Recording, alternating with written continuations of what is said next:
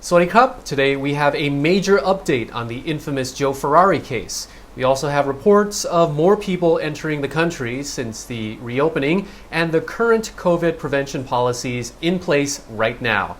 That's coming up in today's program.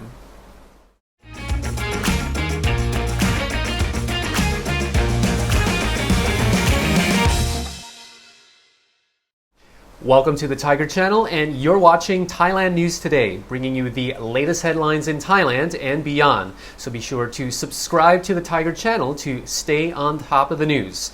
And starting with an update on the Joe Ferrari case, disgraced police chief Thitisan Uttanapon and 6 other officers have been charged in an investigation into the death of a man in custody, as a full report is being delivered to the public prosecutors today. The victim, 24-year-old Tirapong Thanapat, died while under interrogation at a police station in the northern province of Nakhon Sawan in August. Video footage showed Thitisan placing several plastic bags over the drug suspect's head while allegedly trying to extort money from him. The leaked footage went viral, sparking outrage nationwide. After a brief stint on the run, Thitisan turned himself in at a police station in Chonburi on August the 26th. A report said that Thitisan is also being investigated for his role in the seizure, resale, and ownership of high-end cars. The former police chief earned the nickname Joe Ferrari as a result of his collection of luxury vehicles. His assets, which have been seized as part of the investigation, also include a 57 million baht mansion in Bangkok. In total, investigating officers have seized 130 million baht of assets, including 24 cars worth 70 million baht, a condo worth 1.5 million baht, and 18 guns worth 720,000 baht.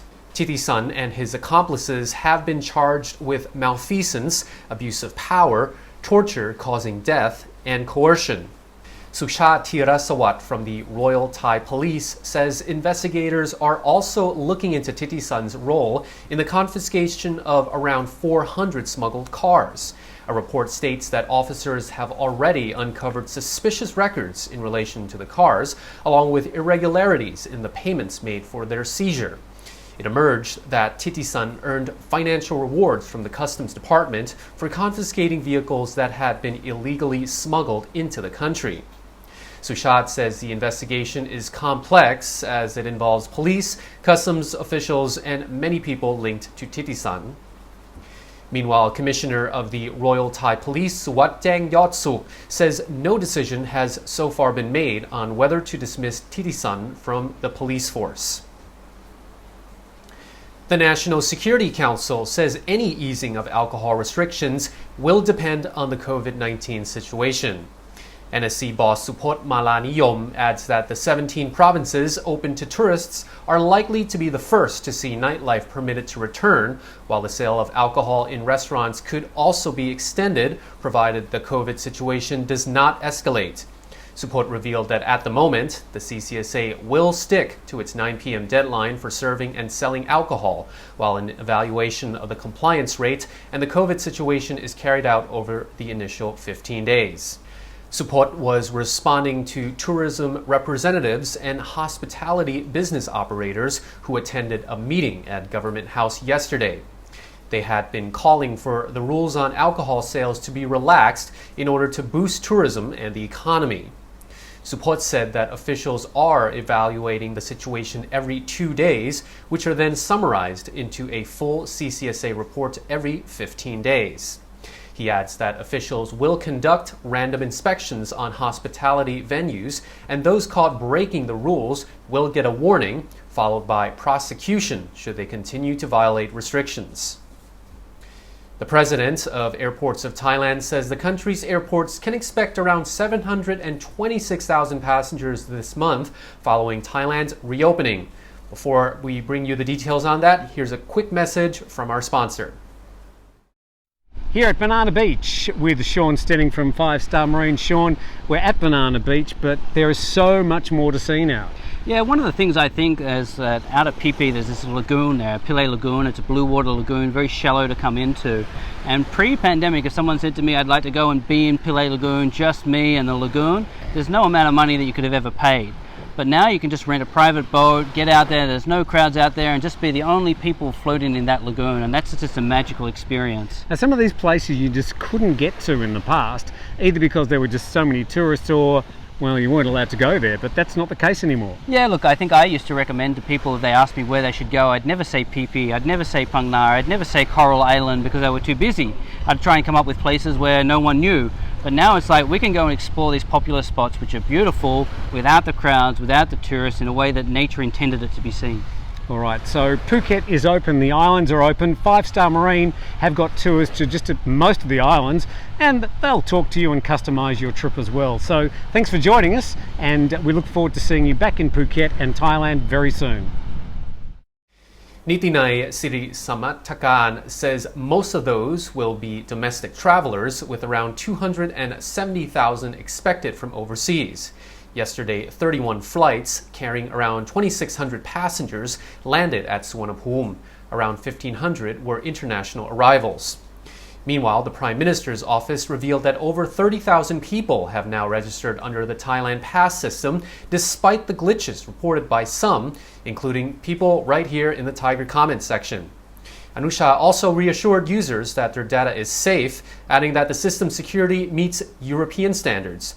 This assurance comes after a number of data breaches on government-run websites recently, among them the Bangkok Immigration Database and a COVID vaccine registration website aimed at expats. In other news, Public Health Minister Anutin Charnvirakul has praised the COVID testing being carried out on all international arrivals, describing them as safe, fast, and accurate.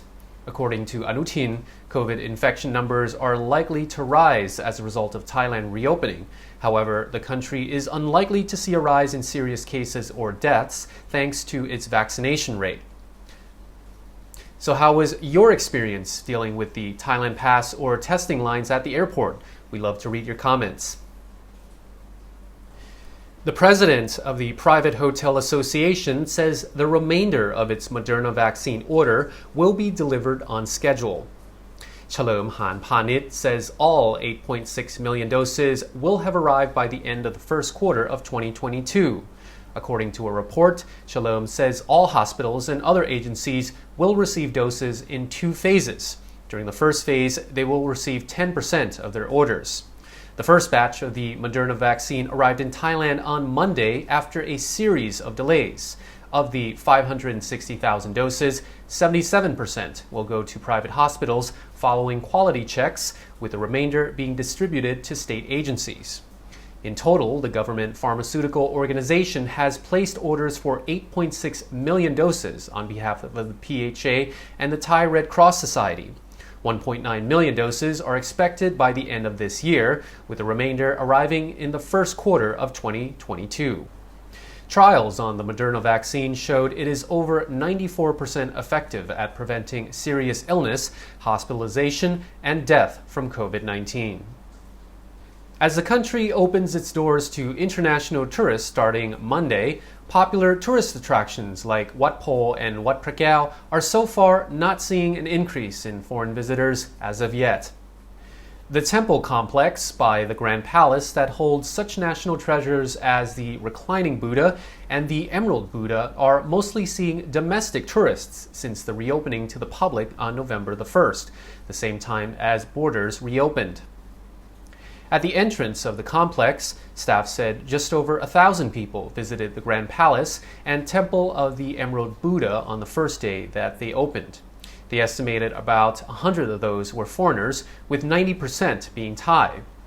Just outside of Wat Po, in an area usually booming with tourists and tons of vendor stalls to serve them, more than half of the stalls remain closed, with sellers feeling there just weren't enough customers yet to warrant reopening their businesses.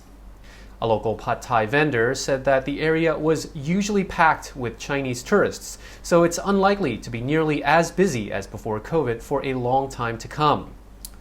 A tuk-tuk driver expressed support for the reopening, saying the jobs that will start to return are better than borders remaining closed, but he said he does not expect much growth in the tourism businesses for at least another month or so. He said he saw few foreign tourists around Wat Bom, Wat Pragyao, and the Grand Palace in the last 2 days, but hopes that those numbers will eventually grow. And that wraps up our report for today. If you enjoyed it, you'll definitely love the videos that just popped up, so check them out to continue watching our shows on the channel. And Thailand News Today will be back tomorrow. Meanwhile, you're now up to date on the Thaiger.